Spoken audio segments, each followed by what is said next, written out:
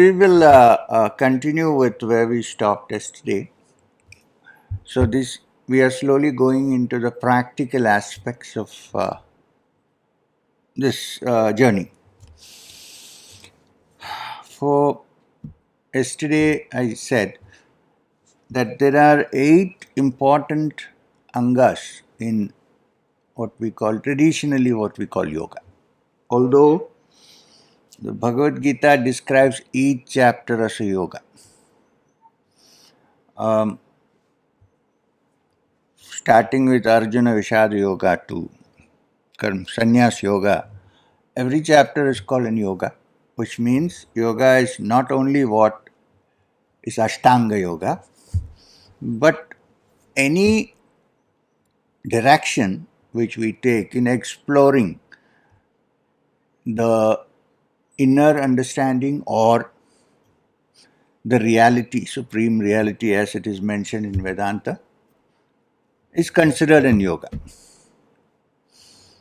And I said yesterday that the Gita keeps on repeating that Yoga Shastre at every chapter.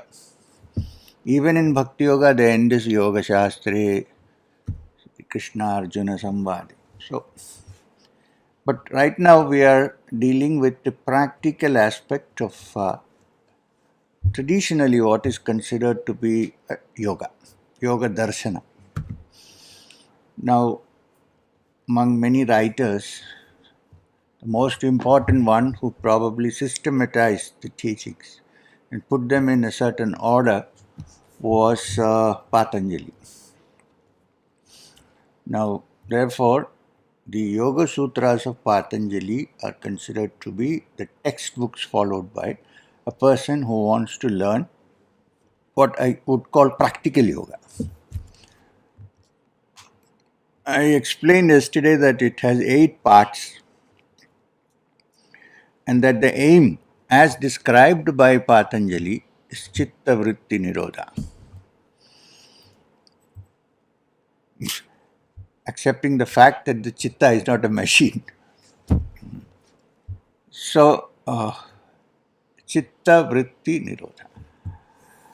And for bringing about the stopping of the agitations of the mind, of the Chitta, practices are prescribed in the Sadhana Pada of the Yoga Sutras.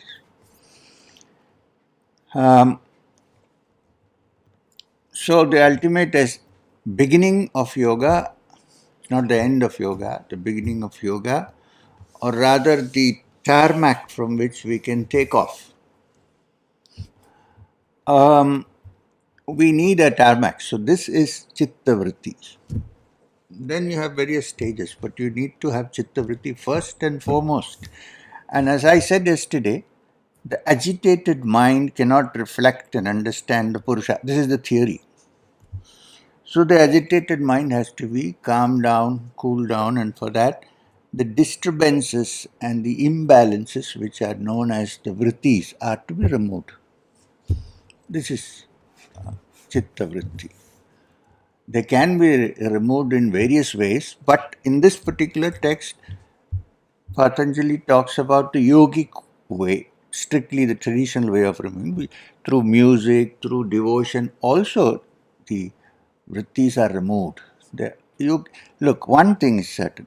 You cannot suddenly replace all the vrittis and keep the mind blank. The mind refuses to be blank, like nature refuses to be a vacuum. Try. Always air will try to get in the same way. So what do? Substitute with good vrittis first. There are good and bad vrittis. Substitute with calming vrittis, good vrittis. After some time, the good vrittis overtake the disturbing vrittis. And when this happens, then the good vrittis also finally have to be wound up gradually if you are aiming to become completely free of it. So when that happens, the chitta no longer remains an individual chitta. The chitta is kind of loses its identity and there is only the Purusha. When there is only the Purusha, the experience of Purusha or understanding of Purusha, according to Patanjali, then you realize that there is only one universal Purusha. There aren't any other Purushas. Although individually we all are supposed to be, according to the Yoga Darshanas, having individual Purushas, the essence of our consciousness. When this happens, then there is one Purusha. Therefore, the word used in the Yoga Shastras for the stage of ultimate release is not moksha or nirvana. They call it kaivalya. Kaivalya has its root in kevalam, only. So in that understanding, there is only the Purusha, one. This is kaivalya. So then there are no problems. There is only one. The problem begins when there are two, even at home. So, sorry, I'm joking. So this is what happened. Now, I started with the 8 angas, which is yama, niyama, asana, pranayama, pratyahara, dharana, dhyana, and samadhi. The ultimate last is samadhi. Now, I have to clarify, because generally when people die, especially prominent people die, and they put up in a grave one stone tablet saying, rest in peace, or whatever we write. That's called samadhi. The other day I was telling the ultimate aim of yoga is samadhi, and somebody said, I don't want to go into samadhi. I still want to live. So that's not samadhi. According to the Yoga Shastras, samadhi is the state when the mind is free of all vrittis and it rests in the ultimate Purusha. This is so. Yesterday we discussed one or two of the yama niyamas. Don't have to go into detail it too much, but a few more we need to discuss. We discussed ahimsa and we discussed non-acceptance of gifts, and I said there are various angles to it. We discussed it yesterday. And also, like Professor Bhupinder said, one has to be skillful in doing these yama niyamas, otherwise we may end up in more vrittis coming due to reactions, right? So, then we go to yama niyamas. Yeah, a few more. One is saucha. Now, this need not be explained at all. Cleanliness. It also means when there is cleanliness, you see, today, a long time people even ignored this. Now with COVID, everybody is washing their hands. Everybody is washing their feet. The Jain monks used to wear masks for hundreds and hundreds of years at least, forget thousand. Today we are all wearing. In Madnapalli, the Muslim ladies are having the last laugh because they all used to have a mask like now all the ladies are wearing and they're laughing. What I'm trying to say is that cleanliness, not too much of contact physically, it's not because of any caste system or anything of the kind. It's because there are so many viruses in the air. Today we know this, that there is COVID. There could be anything. And to stay healthy is one step in yoga. Without a healthy body, there cannot be a healthy mind. You cannot meditate, you can do nothing. So that's where asanas also come into the picture to keep the body healthy. So you have a healthy mind. So all these practices of cleanliness, at least for some time staying away from others. This is a kind of the lockdown that we had. Was an imposed thing because we wanted to be not dying but living. So physically, I mean. So we had a lockdown.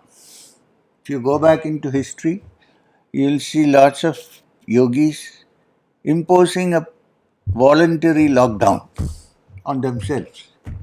Not because they had any trouble or any problem, but because that it helps in many ways. mental health, body health. Today, if you lock down, people's mental health doesn't improve, it becomes worse. Those days, they knew how to use the time to do something else, transcend the ordinary. Right. So, Saucha is easily understood. Cleanliness inside and outside. Inside cleanliness is to keep the mind as much as possible free from being polluted by the influence of others. This is also Saucha. I did not know this version of Saucha till Maheshwaranath Babaji, my guru, told me. You're clean and all that physically, fine. But Saucha is not over. I said, why Babaji? He said, because as long as minds and thoughts keep influencing you and changing your behavior, you are still not clean. Many of us think we think independently, but we don't. We are taken along the stream of what others think, not knowing, unknowingly many times. One of the examples is if on the TV I keep seeing advertisements. Now liquor advertisements are banned, so there is no problem. But olden days, even now, if I keep seeing every day two people enjoying in the tub with a soap, and on the side the soap they keep saying Pierce, Pierce, Pierce. I think I'm watching the show and enjoying it, harmless. What happens is when I go to the supermarket or to the mall, my hand automatically stretches towards Pierce. Why? Because to be free of that influence is also Saucha. Let's say physical Saucha right now. So cleanliness. Then there is something called simple living. That's an old saying, simple living, high thinking. Which means if you're too much caught up in the complexities of life, then it is difficult to apply your mind to serious matters. That's all it means. Simple living means.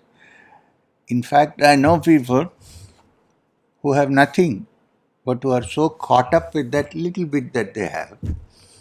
There are others like Janaka who live in a palace but are totally detached. So it's not a question of what you have or what you don't have.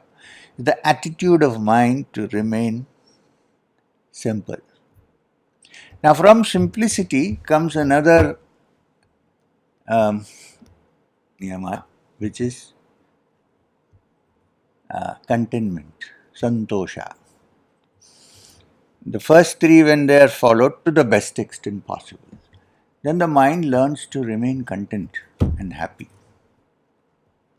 Contentment does not mean, again, what you have and what you don't have, but in some way to draw a line and say beyond this it is not required and remain quiet. Also to remain happy in the midst of all circumstances.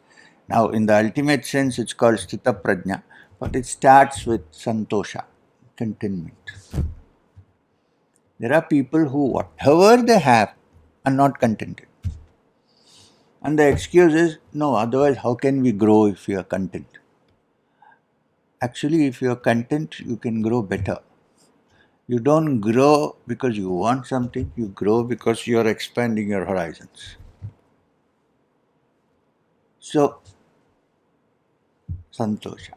Then there is one niyama which is very controversial, especially among the young today, modern world. Brahmacharya. Now, I want you to understand the word brahmacharya. Charya means any activity or movement towards Brahma, the supreme reality. So, brahmacharya, in essence, is any activity or any rules that we follow or any attitude that we follow which will lead us to the supreme Brahman. This is brahmacharya. It's not only physical celibacy. Now, physical celibacy is advised for monks and so on for various reasons. We'll look into that. But generally, brahmacharya, because you see, many yogis have also been not totally celibate.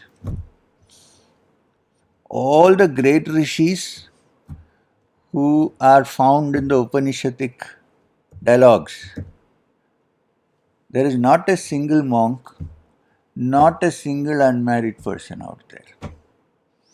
In fact, the great Yajnavalkya, who appears in the Brihadaranyaka Upanishad, one of the biggest Upanishads, had two wives.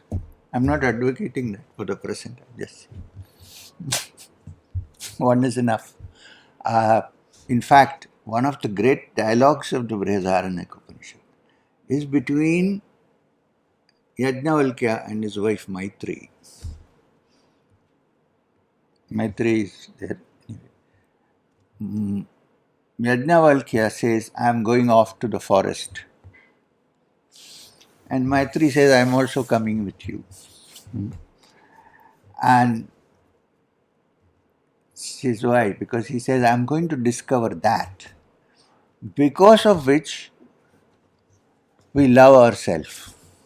What is it that we love?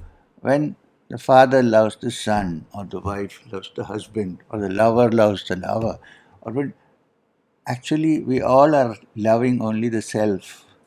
For the satisfaction of the self, we do all this extensions. Therefore, in the ultimate analysis, we are all loving only the self. When Yajnavalkya, which is true even ordinarily, we love only ourselves. But here Yajnavalkya is talking about the greater self. When I want to enjoy something, I think I'm enjoying it for myself, but actually I'm going closer.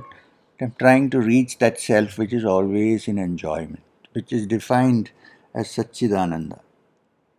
We discussed that in the beginning. Ananda aspect of it, happiness. So that's part of it. Then physical celibacy also in some way means it's difficult for human beings, especially for us in this situation that we live in, where we are daily bombarded. Sit out for TV, even for serious. Sometimes I go and look for talks of Ramana Maharshi or some video, and suddenly there is an ad coming in. I don't know how it comes in YouTube, for instance. The sub-arrangement is there. I don't know what happens. Or you go to Google and watch, suddenly there's someone. And it says, this this will continue after this is over. The ad is over. Of course, you have buttons where you can press and stop the ad. But what I'm trying to say is, in this life that we live, influenced by so many outward circumstances, including so many attractions to the sense organs, it is rather difficult to stay in a celibate state of mind. But why has it been given even this much importance that people say, the yogis say that it is good to control your sense organs? Now here I want to tell you there is an intimate link between the tongue and your sexual energies.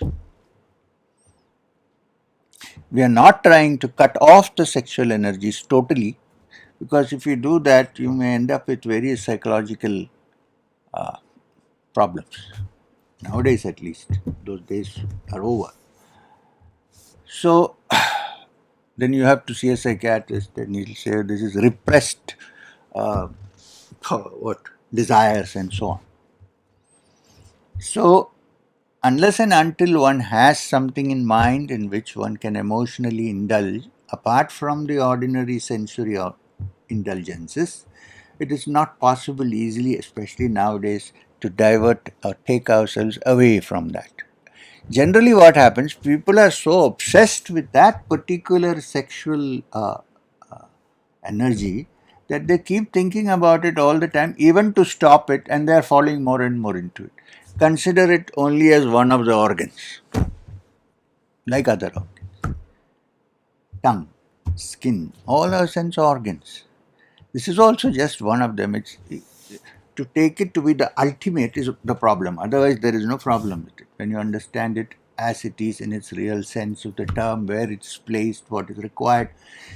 Having said all that, I would say that there is some reality to this uh, need for controlling your sexual urges. Not to cut them off completely, it's not even possible, but to control it to a great extent.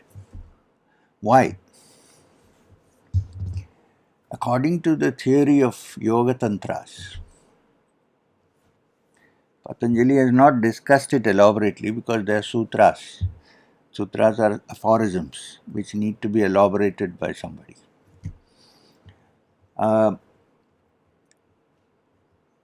for all human beings like us, apart from food and shelter and a little bit of entertainment, or for those who are spiritually inclined and so on, what is the thing that is the greatest joy? Sex. Unless you have found something which is more enjoyable. It is sex. In fact, the ultimate, I hope I can use this word, the whole of the drama of sexual indulgence and relationships ultimately is the orgasm.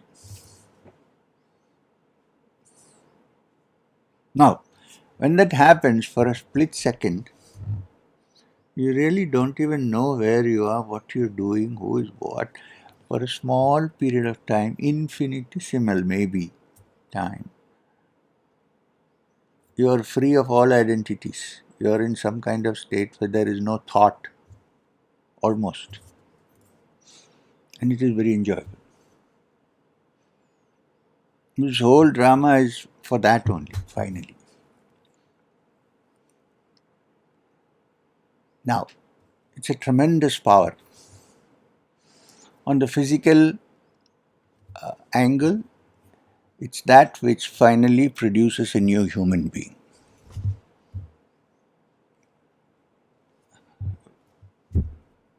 Sperm meets the egg, and there is a new human being. So it's a creative force.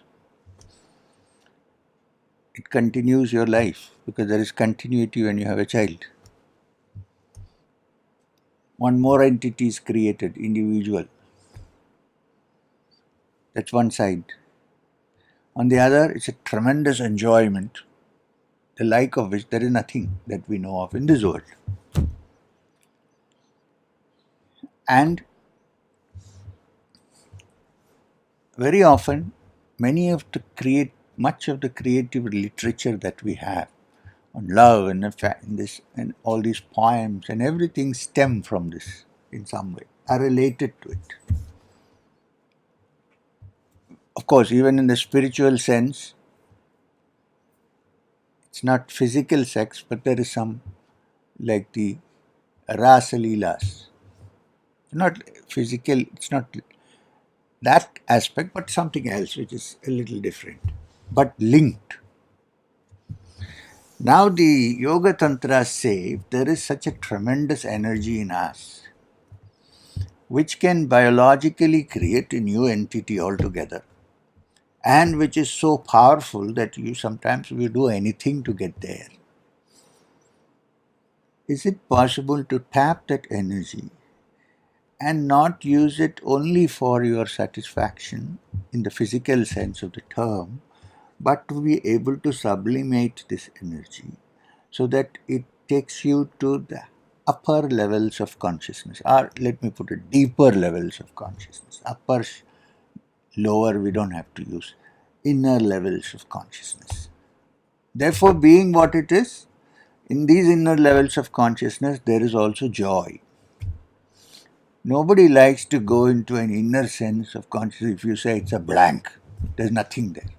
But when there is an enjoyment accompanied, then our minds get directed. That is the quality of the mind. It seeks enjoyment.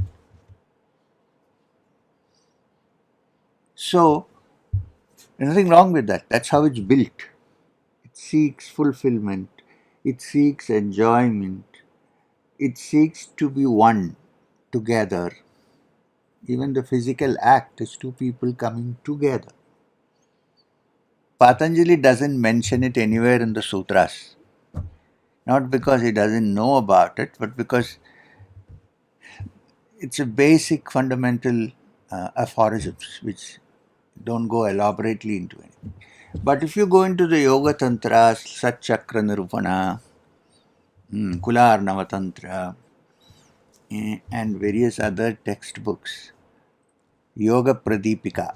Some people call it Hatha Yoga Pradipika, but it is actually Yoga Pradipika. And so on. You will find a description of an elaborate system of nadis inside the human system. This is related to the subject of what we call brahmacharya. That's what I'm saying.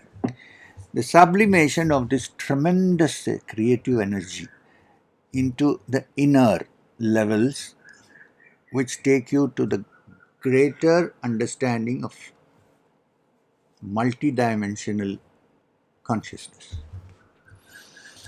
So, and the practices of this are also enjoyable because it stems from what we normally enjoy physically also. It is the root. And this is the science of the energy which is called Kundalini. Please, I've persisted from using this word till now because nowadays this is a word which is bandied about too frequently. There are magazines which advertise. If you pay $6,000, in 2 days your Kundalini is awakened. I don't know about this because we have worked almost whole life to get something out of this. And if someone tries a quick shortcut, you probably will have to see psychiatrists and so on. So I think we need to look at this word very carefully. It's not so cheap. Anyway, this energy again is supposed to reside in the human body, the human system, at the center, at the end of the spine called the Muladhara. Now, elaborate system of nadis, channels of energy, are described in the Yoga Tantras. If anyone is interested in going into the details of it, I would suggest that the only good book available on the subject, unfortunately, is not by an Indian. It's by Sir Arthur Avalon, who wrote The Serpent Power. It's actually a translation and elaboration of a certain text, Yoga Tantra text called Sat Chakra Nirupana. Shat, not Sat. Shat Chakra Nirupana. So, this energy, it's also called among the Shaktas a Shakti. The small part of the universal energy of creation which rests in every human being and therefore makes every human being potentially creative, either in the physical way or in the higher sense of the term. And this energy is supposed to rest at the bottom of the spine in the center called Muladhara. Now, if you put a dead body on an anatomy table and open up, you will find nothing. You will only find a little triangular bone there, of course. You won't find any petals, lotus, nothing is found. There is a reason for that. We'll go into that afterwards. Now, the system of channels, according to the Yoga Tantras, is there are lots of nadis in the system, but there are three major ones, which is Ida, Pingala, and Shushumna. Shushumna is what is approximately what we would call the spine. Although it is a subtler energy, but the space where it exists is almost the same as the spine. Then there is the Ida, which is on the left side, and Pingala on the right. For all practical purposes, it is okay for us with the Ida and Pingala functioning. The Sushumna doesn't have much of an activity when one is not moving towards the spiritual realms. It is part of the central nervous system, biologically speaking, and the right and left, or the right and left vagus nerves, and the sympathetic nervous system and the parasympathetic nervous system, which comes from the brain, and some nerves come from the spine and form plexuses. So you have all these plexuses. It's perhaps these plexuses formed by the various cluster of nerves, which is called the chakras, or approximately the same location. Solar plexus is Manipura chakra, and so on.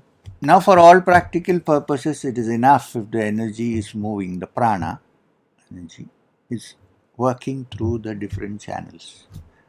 But for the yogi, it is required that it works in the central channel. Now, therefore, very slowly the yogi begins to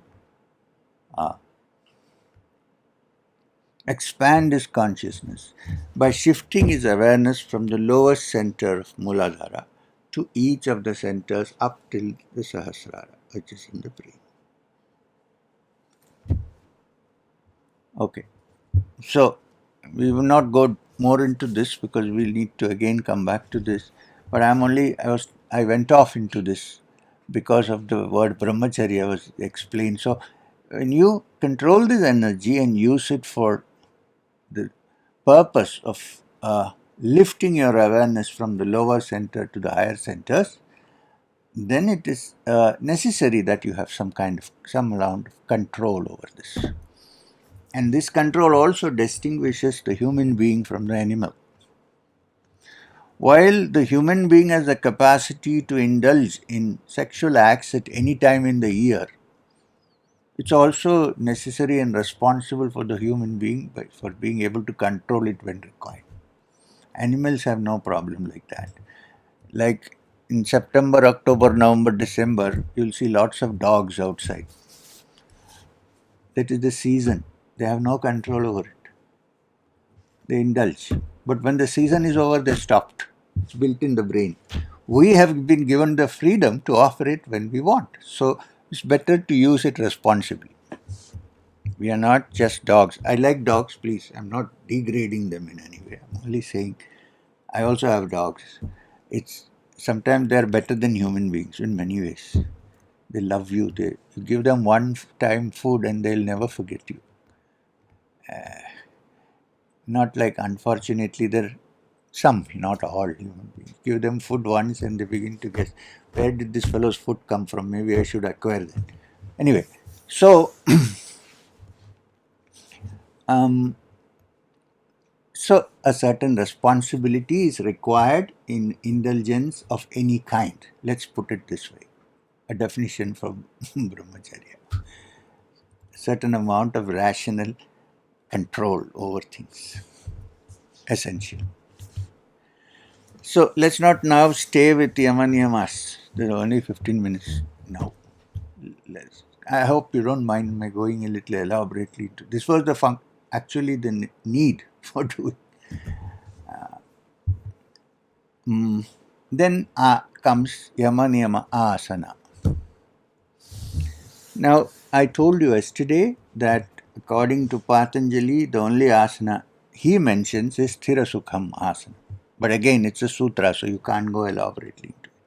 If you want to understand the number of asanas that are practiced traditionally from the beginning, not only in the Hindu system of thought, but if you include Buddhism and Jainism, they're all part of the system. In fact, as I said yesterday, the Jains don't have a deity like they worship Mahavira and the Tirthankaras. That is the human need to consider something as divine. But they don't have any creator or anybody of that kind. And yet, the Jains have done a lot of research on yoga. I didn't know that till fairly recently because I didn't know much about the Jain field. Then I studied it because in the United States I was asked to address a Jain gathering in New York.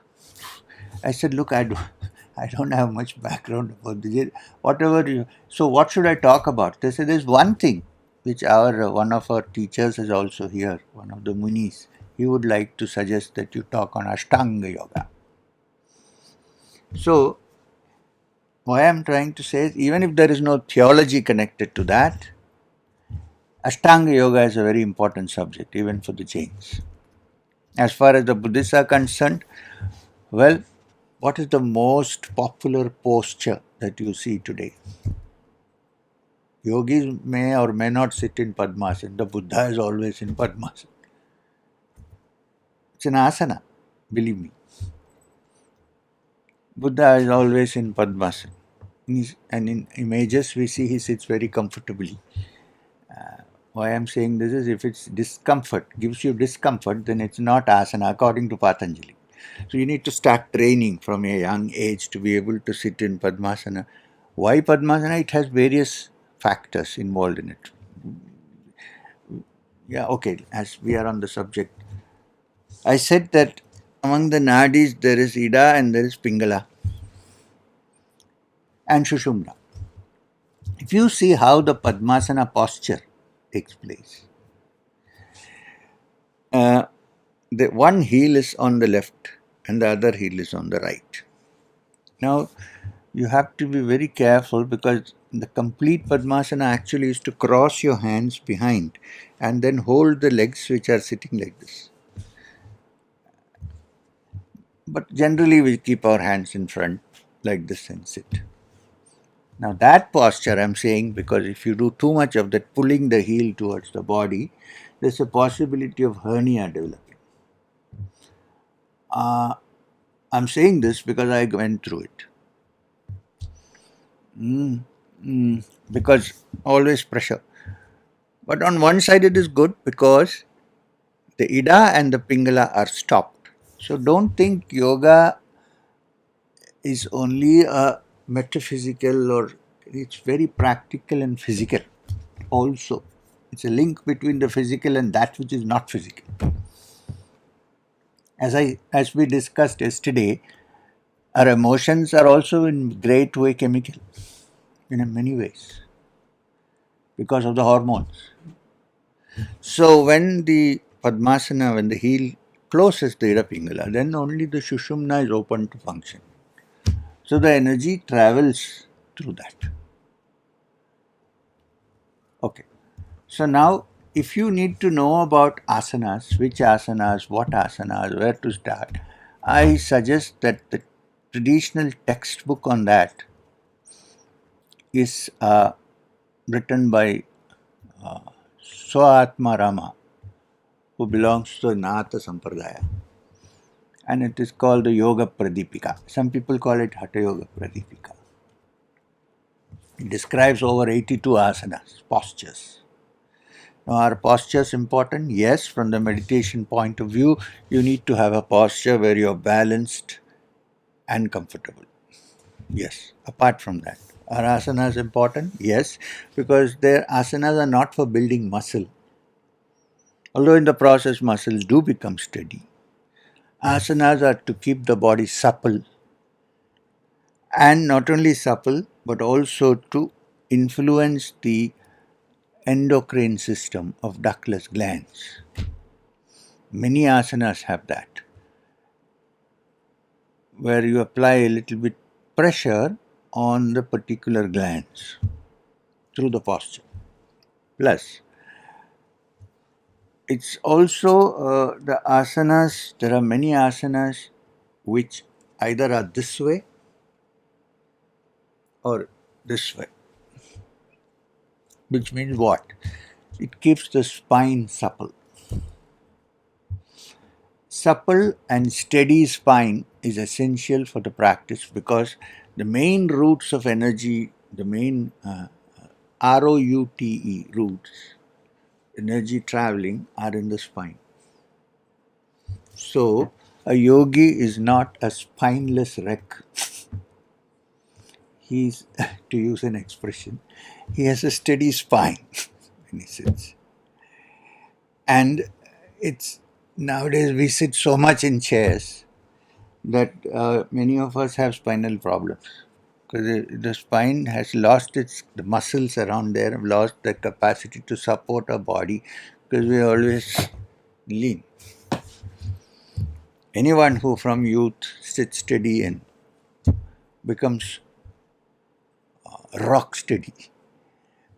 So to have a spine is very important in yogic practice. Of course, if you can't, you can lean. That's a different matter.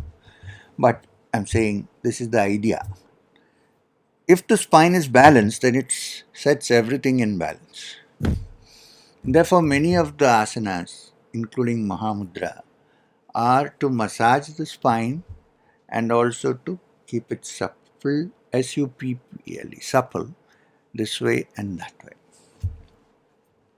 Then some of the postures are to do with particular pressure on certain endocrine glands, like the Matsyasana. I don't know if you know Matsyasana, it is like, I don't think we can demonstrate on the table, but Matsyasana is to sit in Padmasana and fall backwards and hold the toes with your hands. Matsyasana. It looks like a fish. So, Matsyasana. Matsyasana has, apart from other things, the physical capacity to massage your adrenal glands, which are somewhere here.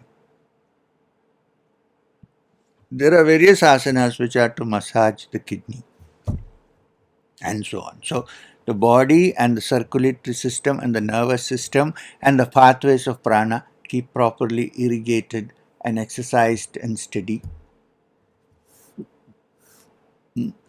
So you can sit and stand up with a steady spine. Now, we cannot also not mention the fact that there are asanas or postures which are topsy-turvy, where the head is down and the legs are up. Sirsasana, Sarvangasana, and so on. Sarvangasana means it helps all the angas of the body. Sirsasana means you headstand. I'm not saying that to go to the higher levels of yoga, you should be practicing all the asanas. That's not what I'm saying. There are great people who have never done any asanas except the sukhasana of sitting in a comfortable posture. Agreed.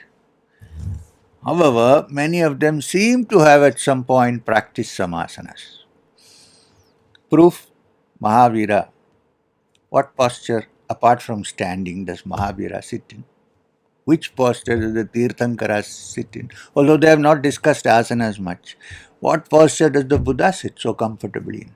In fact, so much so that it's called in the West the Buddha pose now. It's a balanced pose. One good thing about the Padmasana, don't do it too vigorously and pull the heels towards and so on. If you sit in Padmasana, there is a possibility that when you explore the consciousness inside, awareness inside, you might fall into a trance state, T-R-A-N-C-E, trance state. Now, if you sit in a posture where you can fall front or back while you are in that, then it is danger. If you sit in Padmasana, there is no chance of the body, even when it is not consciously aware of itself, of falling backwards or forwards. Because it's all fixed. There is a stand-like thing created with legs. You may go this way a little bit or go a little bit, but you will not fall down. So there are many reasons why asanas are basic. Of course, keep your health good and start with simple asanas and slowly proceed. Don't say that I need to do Padmasana to meditate because otherwise it will not work. If you start at the age of say 30, 40 to try and do Padmasana with twist your legs, God forbid they become so entangled that you're not able to take it off. Apart from that, it becomes, you get only knee pain and discomfort. So it cannot be an asana. Sthira Sukham asana. So these are some of the aspects we have looked into of the postures which are called asanas. Okay, so head down stand, what is the function? Most of the time, we human beings, especially because we are one of the species that always walks upright, which is good, of course. We're not on all fours, upright. Uh, and some of us are so swollen headed that we will not bow down to anybody or anything. Huh? We consider it terrible to bow down to somebody. In fact, somebody told me I don't go to temples not because I don't like it, because what happens if boss sees me going to the temple? You go there, you have to bow down, and so on. I'm not saying you should bow down to me. All I'm trying to say is we are proud of that. I don't bow down, head is always straight, which means that the circulation of blood in this part of the area is very limited for most human beings. So the upside down posture brings about good circulation here. I'm not saying that you should always bow down when you're recording and all that. That's not what I'm saying. So when you put your head down and legs up, there's a lot of blood flow into the system. And we all know that this is the most important part of this whole system, controlling factor. So it's always good to irrigate it with good blood circulation. This is one of the importance of head down. But warning, if you have a high blood pressure, don't do any topsy-turvy postures. Don't do any asana where the head is down, because it might end up in a brain hemorrhage actually.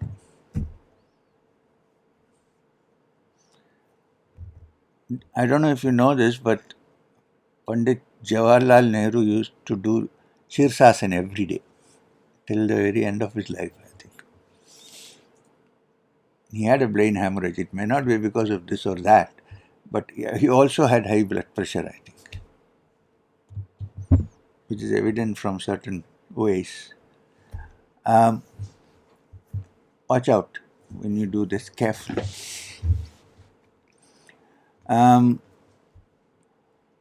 So these are some of the discussions we had on the asanas, and then it's already 6. So thank you very much. So we have a half an hour of interaction session now. Do you have any questions on this?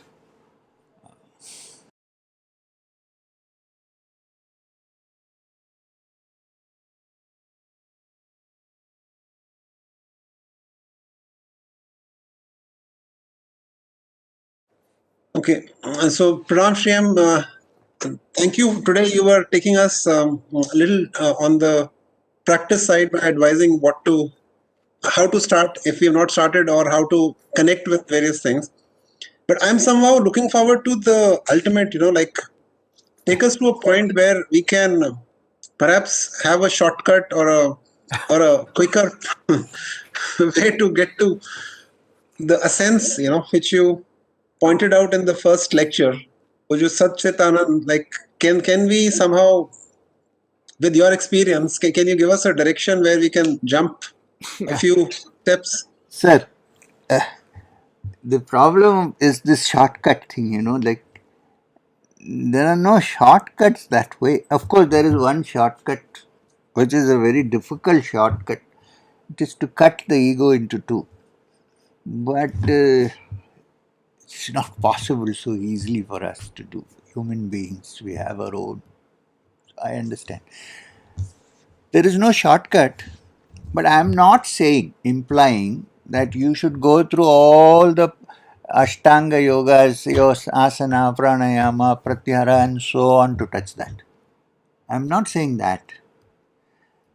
Like, for instance, if I think you are more on to the Jnana Marga. Now, in Jnana Marga, when you go into the Upanishads and so on, there is not much discussion on the practices like pranayama. Although, in some places, like the highest authority we know today, Shankara, has said that if you cannot do the vichara of trying to find out your inner reality, go within. Who are you? What is your identity? Like the Upanishad. then it's possible to also do a little bit of Nadi Shuddhi, which is breathing in and out, simple breathing in and out, Nadi Shuddhi, so that your mind is purified of the disturbances, and then it's possible for you to go in. Even the Ramana Maharshi has said that if you cannot sit down, like people, I can't. You're saying find out who you are, but how can I? My mind is. He said, if you can't do anything else, watch your breath. So such things are there, of course, but you can't call even that a shortcut. There is no. It is not a shortcut in the sense that one does nothing and reaches there. That big quantum jump. But even if you do all the yogic Ashtanga yoga teachings, yoga tantras, and so on, if your aim is not to take that quantum jump, then it is useless. This is to be noted carefully. I shouldn't say, oh, I am a great yoga acharya, I can stand on my head for 10 hours. So what? Nothing happens. You are still the same human being. That aspect we should not forget. We should stress that all that you do is ultimately to go deep within and find the true self, which is pure consciousness. All these are only helpful. Having said that, I should also add that in this world, different human beings are in different levels of maturity and different levels of understanding. Everybody need not go through everything to touch. Some people might be on the threshold. All they need is a little snap of the fingers. But this idea of wanting to get there should be an earnest and sincere desire rather than the laziness of wanting to go through the process. This also should be clear. I mean, if you're taking the yogic process. I personally would say that yogic process is good because it also takes care of your body. You need not do 84 asanas. I mean, that's not okay. A few poses. And yeah, like I said, bowing down. One need not publicly go and bow down to anybody. Not required. Actually, I am also not very fond of that. Uh, but in close the doors of your own room. Bow down to the earth, which gives us food, which gives us sustenance. In private, bow down a few times, touch your head to the ground. It helps. It also gives you a feeling of thankfulness, which is very important in the spiritual field. So all these are there. So there are no shortcuts. Somebody said the shortest cut is to find out who you are, but it is a long thing. I mean, it's not so easy for most people. So all these are preparatory. And as I said just now, different people are in different levels of evolution, and therefore, for some, they're on the threshold. They need to have just one snap, and then they're there. If you ask me, such people may exist, do exist, but if since we don't know about their past lives, we don't even believe about past lives. Many of us, so we don't know where that started from and ended here in this life. Especially so in child geniuses, like from childhood, some people are oriented toward the spiritual and they get an experience much early in life and so on, which is not that they're following some kind of unfair shortcut. All their cuts have happened, and now is the point when they have come to that threshold from which they can leap. For instance, many people tell me Ramana Maharshi did not have a guru. I said, fine, okay. Are you Ramana Maharshi? Ramana Maharshi did not have a guru, but he did not accept disciples. But many people look upon him as a guru, as a teacher. In fact, physically he is no more. There are some people who have a picture and they say he's smiling at me and so on. Pictures don't smile. It's a belief system. It's faith. let me say it differently, Shreem. Then you are on the top of a mountain. Let's say I'm assuming that you have gone through many experiments to reach a certain level of spiritual understanding, Yes, and sir. you can see many of us at different places.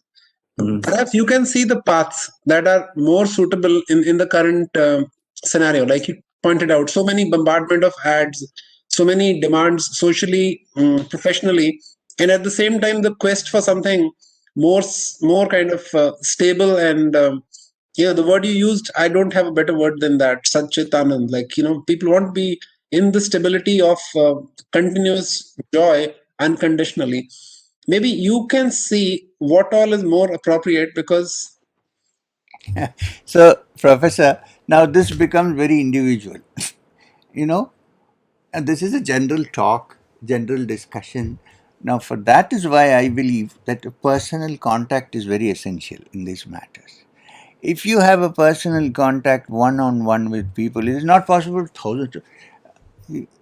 This path is also not a mass thing. If somebody says there is only one way, it's very simple, do this, you'll attain moksha. I don't think this spiritual path is a mass phenomenon. It's a very individual approach. Today we don't have time for all that generally, so it becomes we go and join whatever we feel is good for us, it's fine. But it's very individual. Those days in the forest academies, people lived together with the teacher. Each individual was assessed in different ways. That's a satsang actually. And then what is to be followed? You will see that the same rishi has two or three students and they're all different. Their approaches may be different, but they're all aiming at the same thing. So, in this matter, yes. So, while general satsangs and interactions like this are very essential, especially among the youth, because at least they have food for thought, there may be something in it. So, I would say that this individual link is important for movement. Today, it's not possible for students to come and spend all the days with the teacher and so on in many ways. But even then, when you get to little moments, when you're together with someone, then you assess, not only assess where they stand and how they should go or where they should go, it also depends on your interaction. When you say sadhu satsang, it simply means you meet sadhus and then you decide what is my approach to this problem. I may not have the same approach as somebody else. The other thing I would like to say is if a person has touched that, suppose somebody has made a quantum leap, very often, not very often, many times, it happens that the person is not able to communicate even what has happened through others. Part of this. The other is even if someone has, suppose somebody has and touched that which we are seeking, let's say that we are seeking, even if that person doesn't utter a word or speak, if you sit with that person for some time, maybe just have a cup of tea and do nothing, after a while you realize that something is happening to us. Now, I can't tangibly explain it in physical dimensions. What's happening is there is a what the psychologists or what the hypnotists call en rapport. En, it's a French word, en rapport, which means rapport with each other. My mind waves and the other person's mind waves have somehow, for some reason, come to the same frequency. When this happens, things happen even without words, even without saying anything, even by just having a cup of tea. There's a change happening inside. This is also there, the other aspect of it. Since you started the subject, sir, that a shortcut, I think. Really, I meant this not really the shortcut, but I like, know, you know, I the know. most I understand. efficient. I would say that the most important thing is an intense desire to find it. No matter which way you're going or which path you're taking, the intense. I want to tell you a story. We have little time. There was a guru and a disciple, and the disciple was with the guru for 13 years, doing various things. And then at the end of 13 years, they were going for a walk, and he said, "Sir, I've been here 13 years. Something is happening, but I am not, touched that ultimate truth for which I am earning." And the teacher said, "Are you really earning for that so badly?" "Yes, sir, with all my life." "How strongly?" He said, "I can't." Then they had reached a river, a pond. So the master said, "Let's go into the pond, walk into the pond." So they walked in. When they're halfway inside water, the teacher caught the student's head and pushed it in. For a few minutes, the student thought, "I have asked an inconvenient question. I think he's going to finish me off." And then he was struggling to breathe. He was about to die. He let go. And the fellow took his head out, took a few deep breaths, and said, "Master, what? Why did you do this?" He said, "When you were dying, you thought you were dying. And how much did you earn for one breath of fresh air? When that much of earning comes to you, don't even need me. You would have found it." Oh, this is an extreme story. Now I'll tell you a milder story from the Zen. Not Zen actually, beyond Zen. Let's say the Dzogchen.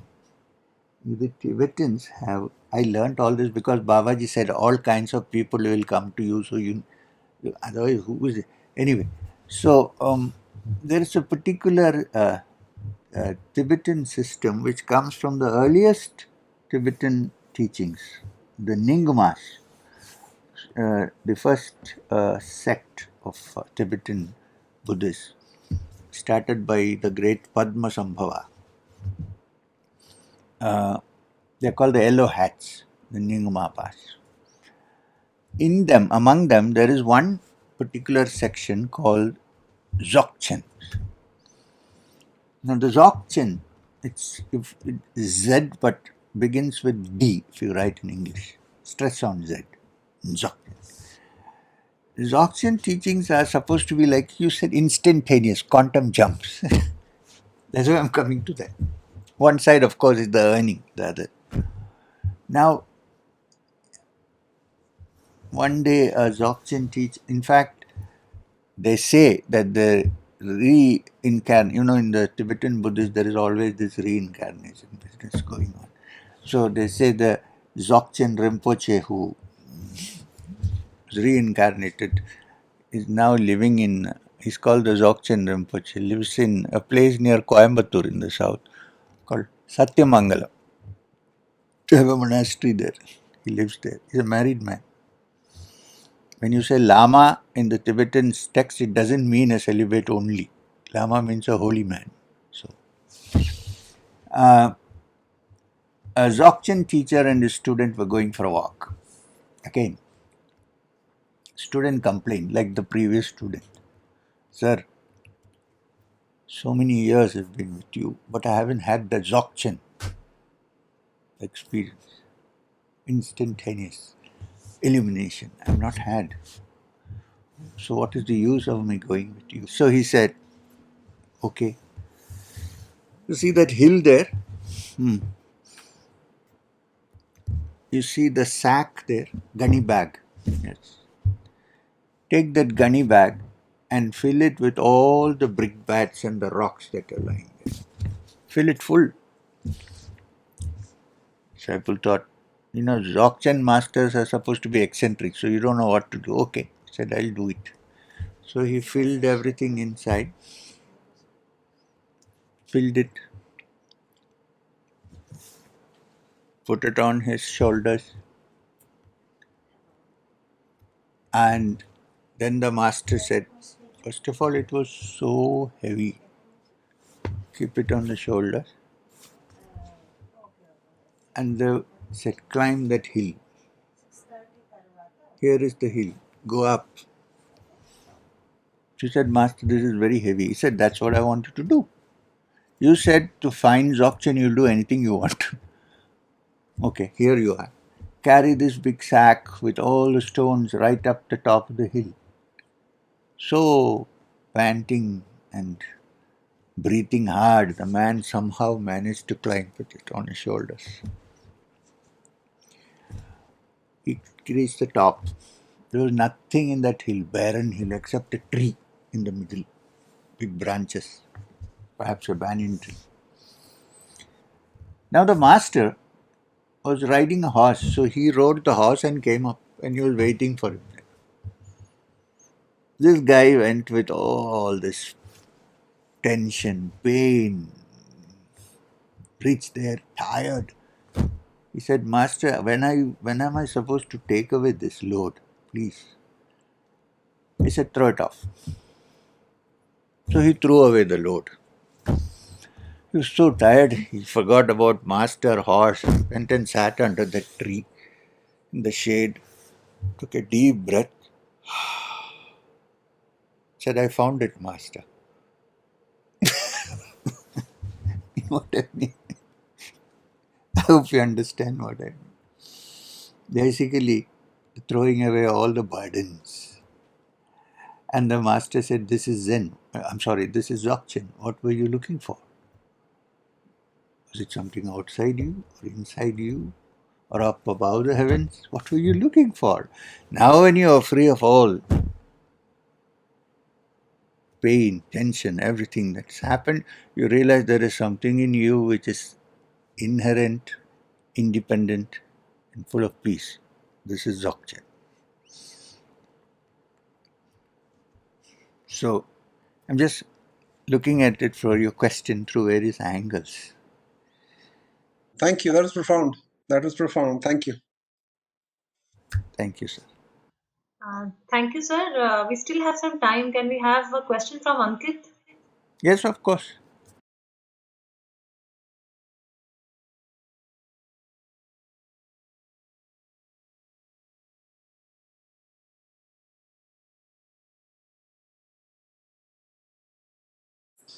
Guruji.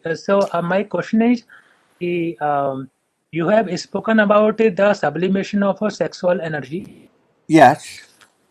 as well as the moments of thoughtlessness experienced during the sexual intercourse. So, so So my question is there any way, is there a way to sublimate this very desire of enjoying sexual gratification completely into higher joy?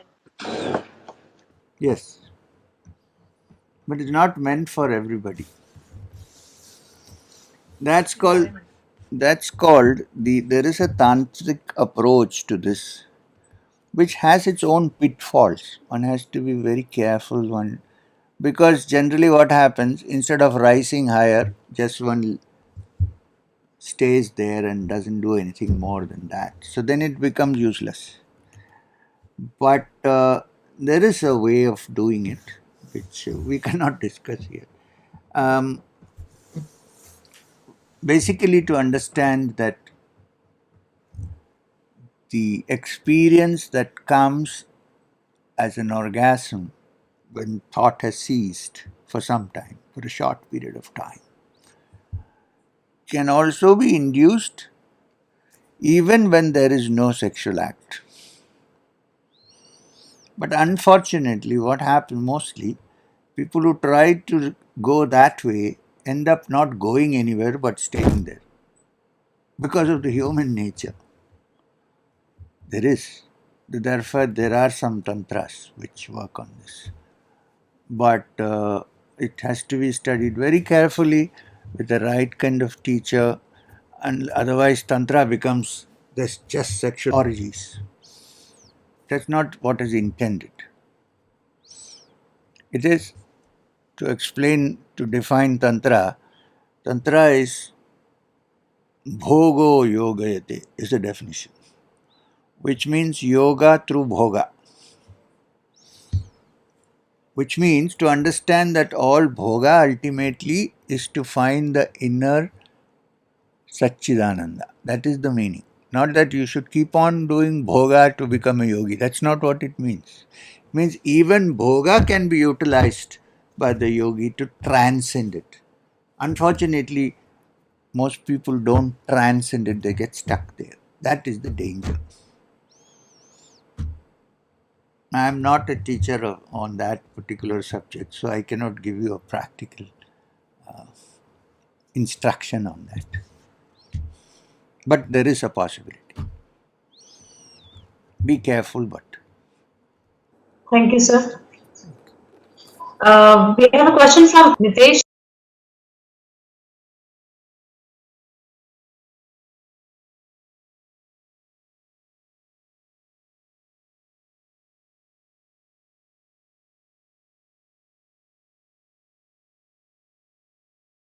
Namaste, Guruji.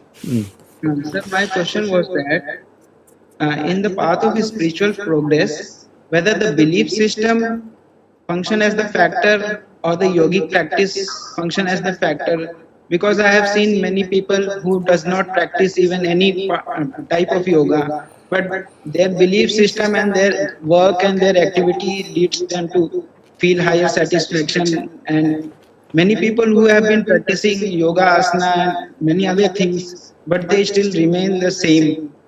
So what does the factor affect, whether that is the belief system or the yogic practices? That was my question. Good question. Actually, both are important. However, I would say, I wouldn't call it a belief system.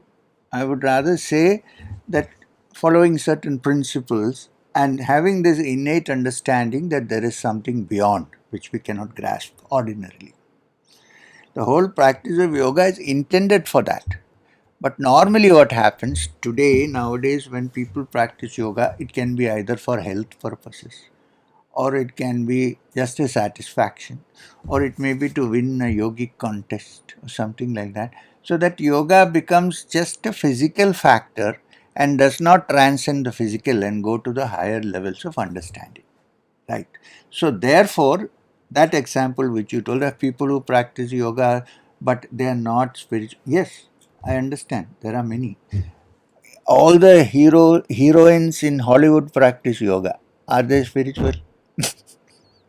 So, um, so that is true. So even if you practice yoga and all these matters, the idea is if you don't have your mind fixed on finding the truth, I think this is what you meant by religious system. Because religion is not just the practices, but religiosity, which means the innate feeling that there is something beyond ordinary, which is divine and which we need to touch it. Now, there may be some persons who know this, who are convinced of this, who may not be practicing the ordinary yoga which we are talking about. But the very fact that their minds are moving towards that is yoga for them. So, this therefore you are right. So, if you ask me which is more important, I would say that which is the religiosity, not not the word you used. I would rather say religiosity, which is the feeling of awe that there is something beyond which we need to touch, and devotion to that also, possibly, right? And thankfulness and so on. I think that is more important. But that doesn't mean that yoga should be cut off from that. And when I say yoga, it need not necessarily mean Ashtanga yoga and asanas and so on. The Gita describes every approach as a yoga. And one of the chapters is Bhakti Yoga, Sankhya, and so on and so forth. So I hope I have kind of answered your question. Can we wind up now? Yes, sir, sure. So we'll meet again. In fact, I am learning a lot in this session. Thank you. Thank you. Thank you. Namaskar. Namaskar, sir.